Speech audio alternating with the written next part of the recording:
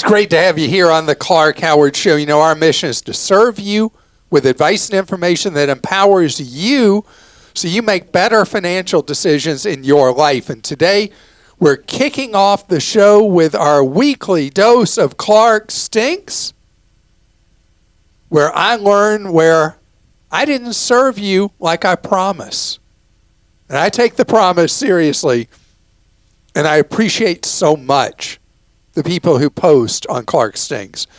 And later, I have some stats that I hope fully motivate you, guilt you, whatever it takes to get you to save money for the future. I'm going to throw some hard numbers at you later in today's podcast. But right now, it's time to see where I messed up.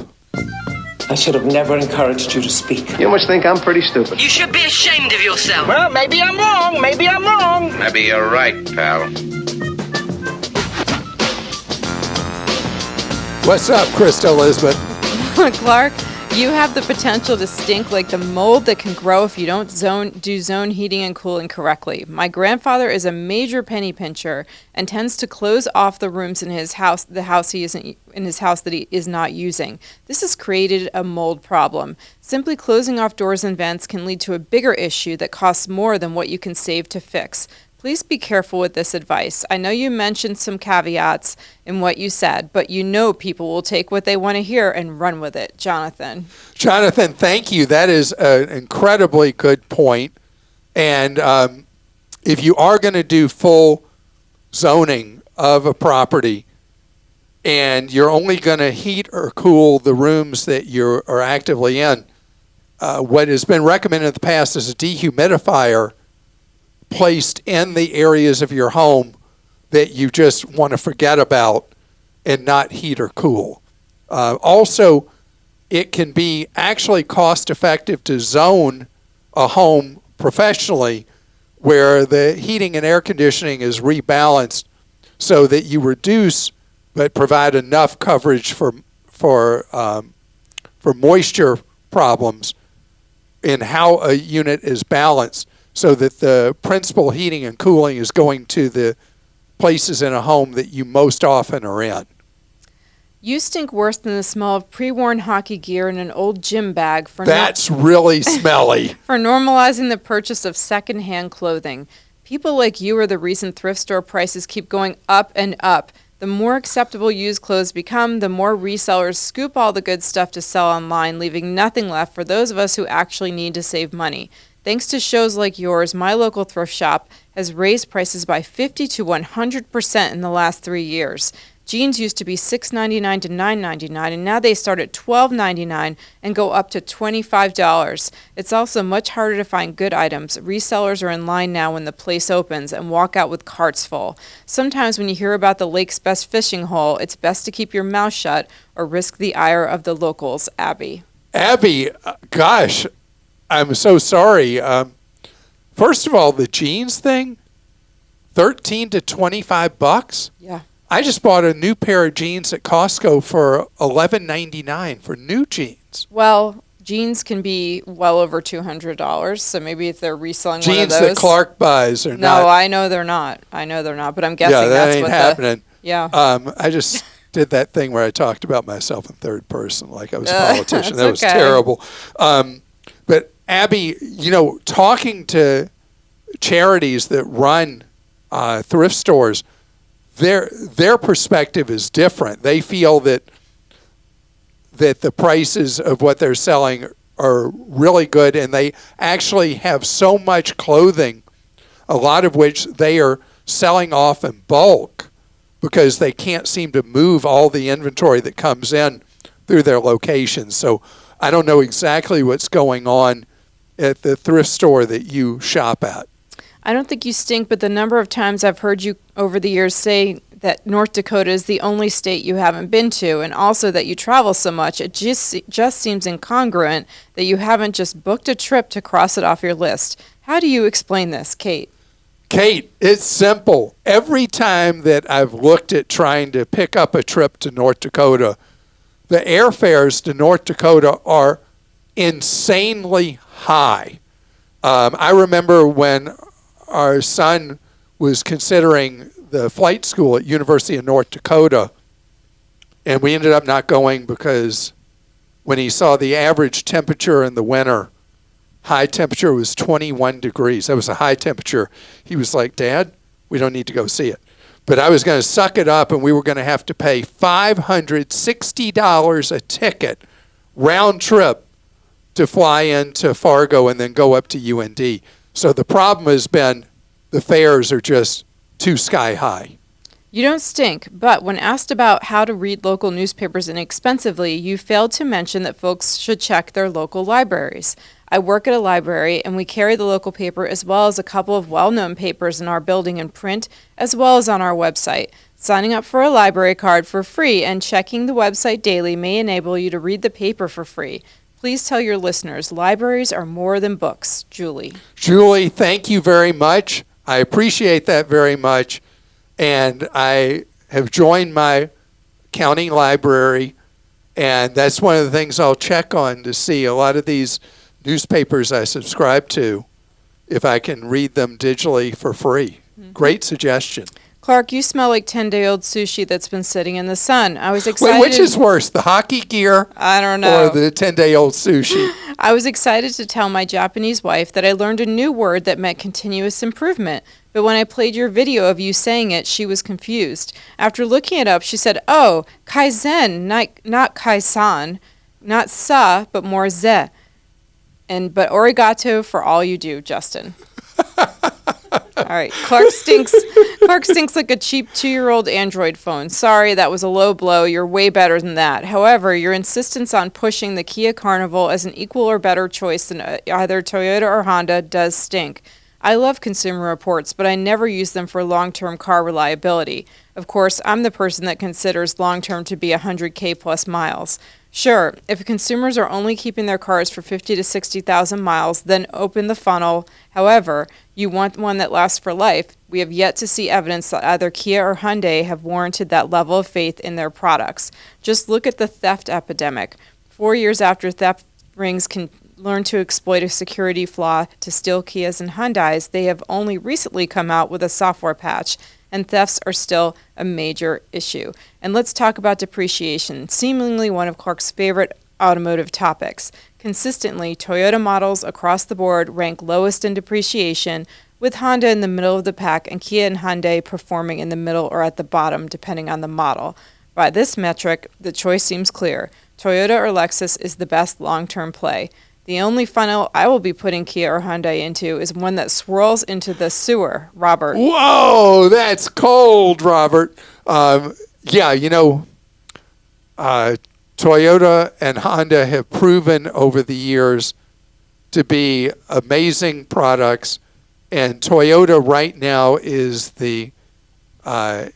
just doing the best I think they've done ever in their history. I just saw their most recent quarterly profits, and they were unbelievably high. The marketplace around the world loves the Toyota product right now. I don't think Clark stinks, but during his recent discussion of fixed annuities, I was wondering why he didn't discuss making sure that they are adjustment based on the cost of living. It is my understanding that some of the never adjusted, some offer cost of living adjustment at a fixed amount every year, and some at like 3%, such as 3%. But the best way to protect against inflation risk is to make sure any fixed or longevity annuity you buy is tied to a cost of living index. Is this correct, Janet? Janet, this is a really great point, because the value of the purchasing power of that dollar 10 years in, 20 years in, is a fraction of what it starts at, even when you don't look at the recent inflationary spike we had. Even if you're looking at 2% ongoing, your purchasing power declined so much over a decade or two. So yes, you can buy an annuity product that will inflation adjust. Usually it will not be based on an index. You'll have to predetermine. You want it to step up over time at 2%, 3%, 5% a year, that you would have an inflationary increase. What happens when you do that is the initial benefit is much lower. The break even many years down the road But if the goal is to have long-term purchasing power parity, it's a lot to say, you do want to buy one that inflation adjusts and accept a lower upfront benefit. A listener wrote in to ask if there's a workaround to keep his LG TV from spying on him. You talked all about how bad it is, but never answered his question. The workaround is this. Disconnect the TV from the internet. This will keep the TV from transmitting any private data back to the LG mothership. Then plug a Roku, Fire Stick, or other streaming box into one of the HDMI ports and select that port as the input. It will cost you a little for separate streaming box, but you will be free from their prying eyes, Rick. Rick, you're brilliant, and you solved a problem that came up as a question like a month or two ago. This is why we do Clark Stinks, because you're right. The LG becomes basically a doorstop if you don't accept their crazy new terms of service. So doing what you're saying, where you disconnect it from the internet and use a third-party stick, will get you a much better TV viewing experience than the impossibly complicated to use LG smart TV functions, and it will eliminate LG's prying eyes. Great suggestion. Of course you don't stink, but when talking recently about gift card security, I was shocked that you, quote, didn't know of any gift card that's secure. I stopped buying gift cards years ago from displays with one exception, Costco. I use e-cards as another choice with no issues. Somebody had already written about that. Listening to you on my daily walk has helped me in ways big and small. Vicky. Vicky, thank you. And the suggestion you made, the other thing, using the digital gift cards seems to short circuit these problems where the gift cards are drained, at least for now, till criminals figure out how to crack into the digital system. But gift cards... But Costco, I've seen you buy gift cards at Costco, but what's the difference? No, I get the digital. Okay. Like if I buy a cruise through Costco Travel, they issue me a digital gift card, that kind of thing. Okay. And if I buy, like I bought Southwest. the Southwest digital gift cards. I don't buy the physical ones. Well, I buy the digital. I think what they do with the physical ones is pretty good, though, because you're really just buying a piece of cardboard, and then they go and unlock the cage and They're get in them. the cage. Yeah. That's a very good point. All right, Mr. Howard, I'm tired of you bashing the U.S. Postal Service. The majority of us are extremely hardworking people, and it's a great service that we provide. Where else can you walk into a building with some papers and have them sent across the country in 2 days? Yes, it happens. For sure not every time that quick, but often enough. For 68 cents. It sounds like a great value to me and anyone that doesn't stink. Also, there are some things about our Clark-beloved TSP program that you were misinformed about, especially taking a loan out of it. It's a better idea than you think if it's needed. Tim, thank you. And I appreciate your pride in the U.S. Postal Service. And as I've said, every occasion this has come up, I've said the postal workers are overworked right now. There aren't enough of you. And it's not your fault that the management is so rotten terrible at the Postal Service. You may or may not have heard this cockamamie crazy new sortation system for the Postal Service has been suspended because it has not been working. And I don't know if they're going back to the drawing board or whatever, but the people who've not been receiving their mail, hopefully that will be solved. But this is not about you as a postal worker. And I'm going to say something that people are going to hate me for.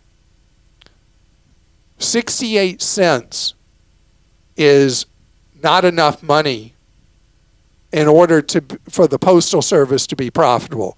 If you walk into a UPS store or you send something FedEx from a FedEx, what do they call them, office place, whatever they call them, you're not sending something for 68 cents. In order to modernize the Postal Service, there should be barcodes on everything that's mailed that you can track where it is and all the rest, and that's going to cost more money. The problem is right now, the Postal Service is operating in so many ways analog in a world that digital reliability is there. Now, yeah, FedEx and UPS have had problems from time to time with delivery reliability as well. But you know where the package was, where the envelope was, and it can't be done, at least not any way I know, and cover its costs at 68 cents. TSP is awesome. I just don't like loans against retirement funds because I want that money growing in the retirement account instead of not being in it to use for retirement down the road at the amount it would be if loans weren't taken. But borrowing from a TSP, as you said, is crazy affordable. And that leads right into what I'm going to talk about next. How something you can do, a lot of people aren't doing, with great harm to their future, and that's funding their retirement accounts. I want to tell you some stats and how startling they are. There's a stat published by the U.S. Department of Labor that was really unsettling to me. Of people who have access to a workplace retirement plan, only a little more than half, according to the U.S. Department of Labor, are contributing to it. And the consequences down the road are so hard. And this isn't something that you're a bad person if you don't do or anything like this. But this is all about what happens at one point in your life, how it paints a road for you later in your life. And I saw examples in Kiplinger. You can plug different ones in. But let's say somebody puts in $3,600 a year into an employer-provided 401k. And you can even say that includes whatever employer match, which is very common. Somebody starts putting that $300 a month in, $3,600 a year, at age 25. Even with a relatively moderate return on that money, that $300 a month at age 65 will be over $700,000. How about you wait to age 35 to do it? It only ends up being $300,000 and change.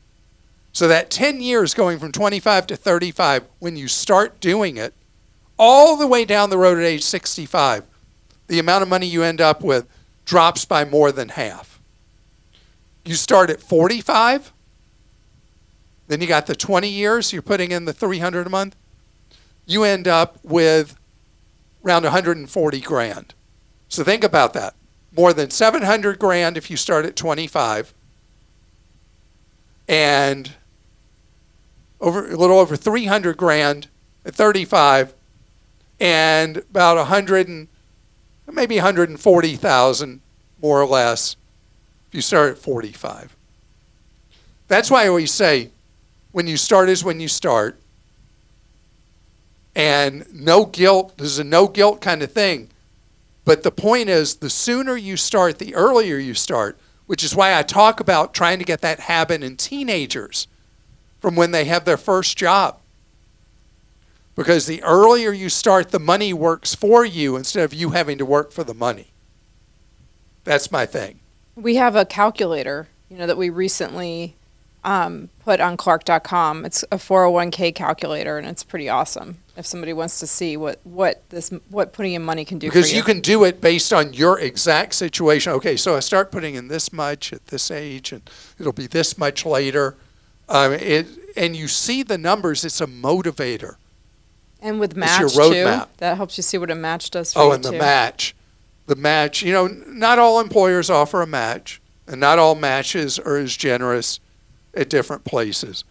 But I'm so obsessed with our employees saving for retirement that I do that terrible paternalistic thing of automatically enrolling people when they're hired. And you also give. I also give a dollar for dollar match to 6% or 6%. So that somebody puts in the 6 that we automatically enroll them in, they're effectively saving 12% of their Just pay. let me know if you want to move it to 7. I mean, Sorry, it cost me a lot. But I'm trying to, and we have 100% stay in. We automatically enroll people, and people can drop out. Nobody does because they see the free money. And the value of that is so great. And so I want people to see those balances, just so they get their statements. I want to see those balances going up, and that it's positive reinforcement to build financial independence their whole working lives. all right. Joe in Connecticut has a question. He says, I was looking into concierge healthcare services and came upon the new Amazon Prime One medical program. The Amazon program includes clinic access, of which 2 are within a short distance of my residence. Amazon's program cost is $99 annually as a Prime member.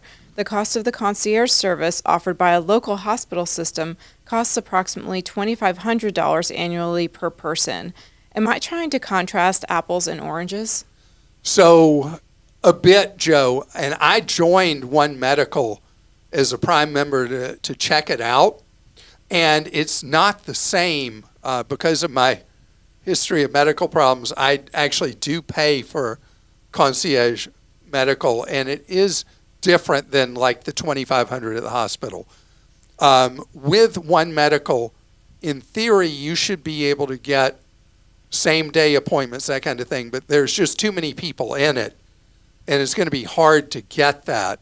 You will be able to get video appointments, often same day, but having that real continuity that you have with an expensive concierge, it's not equivalent. A lot of times, I have no problem with this, but when you do have an appointment, it will be with a PA or a nurse practitioner rather than with a medical doctor. With the concierge services, almost always it's going to be with the medical doctor. And with the concierge, you will have the doctor's cell phone number. And in theory, you can call them any time of the day of the week, whatever. So it is not the same, but I love what Amazon's trying to do with One Medical. They're losing a lot of money on it. And I don't know if they will be able to continue it as they intended. There were reports in the media that they laid people off recently at One Medical. But what they're trying to do is great for continuity of care, and the fact that they are using technology much more effectively in providing the service than traditional medicine or even traditional, I guess at this point you call concierge medicine traditional because it's been around for enough decades. But Amazon is doing a better job than others at doing things electronically where the information is available at the fingertips of whoever it is you get an urgent appointment with. Tom in North Carolina says, we see stories of massive retail theft by organized gangs at stores like Target and Home Depot. Why doesn't this happen at Costco? There are theories about that. And by the way, I was in a Target recently and a Walmart recently, and it is depressing to see how much of the merchandise is locked up now. Mm-hmm. And you've got to push a button and hope that sometime the same day someone will come and unlock the cabinet and pull that item out for you. And it's terrible. The retailers are caught between a rock and a hard place, because if they don't lock up the stuff, it walks out with one of these theft rings. If they do lock up the stuff, a lot of customers who aren't trying to steal and just trying to buy lose patience, and they walk out without buying. It's a no-win scenario. Costco's membership fee is expected as part of the reason why they don't have the same theft problems. And so they know who you are, they've got the image of you, the whole thing. Not as likely to be a professional criminal coming in to steal. And they check receipts at the door. They do check receipts at the door, which people find very annoying. But there's also an intangible. A lot of Costco members are hyper loyal to Costco. It's always been derisively referred to as the world's largest co-op. And a lot of members feel that they're not just buying stuff, that they are a member of something that they're proud to be a member of. And I think that's a factor. You can see it in all the social media posts of Costco members that are infuriated at other members that are returning 15-year-old sofas and 10-year-old mattresses and wanting their money back, that people feel this hyper loyalty to Costco, and that may be part of the reason. I think also, again, going back to the cage, as they call it, like the really expensive electronic items and things, you have to show your receipt at the cage to a manager that's to go in and unlock and give you that item. So it would be a lot harder for somebody to, I think, to get away with it. They can't just grab a bunch of drills and walk out the door, you know what I mean? Well, in their most recent financial report, the talk with analysts, the stock analysts were like, what's going on? How much has your shrinkage gone up, theft? And the then CFO said it hadn't gone up at all. We keep waiting to see that, and we haven't had any increase in shoplifting, while so many other retailers are having such a terrible problem. Ryan in California says, as a dentist, I was so worried when I saw that dental treatment was a segment on the show I was about to listen to. Dentists, unfortunately, are a favorite punching bag for just about everyone. What? Where else is it socially acceptable to walk into a business and say, no offense, but I don't like you? Every dentist hears that all the time.